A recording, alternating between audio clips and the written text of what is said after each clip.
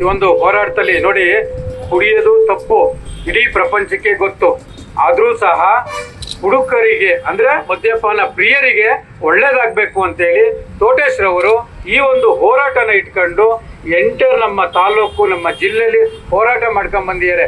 ಇಂಥ ಒಂದು ಒಳ್ಳೆ ಮನೋಭಾವನೆ ನಮ್ಮ ತೋಟೇಶ್ ಅವರಿಗೆ ಇದೆ. ಅವರಿಗೆ ದೇವರು ಒಳ್ಳೇದು ಮಾಡಲಿ.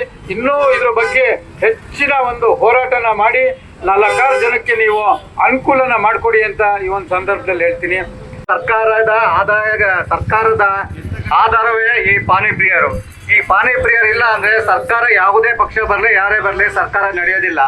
ಸರ್ಕಾರ ಪಾನಿಪ್ರಿಯರನ್ನು ಗುರುತಿಸಿ ಅವರಿಗೆ ದರವನ್ನು ಕಮ್ಮಿ ಮಾಡಿ ಅವರನ್ನ ಕೆಟ್ಟದಾಗಿ ಕಾಣೋಕ್ಕಿಂತ ಹೆಚ್ಚಾಗಿ ಅವ್ರಿಗೆ ಗೌರವಿಸುವಾಗ ಕಾಣಬೇಕು.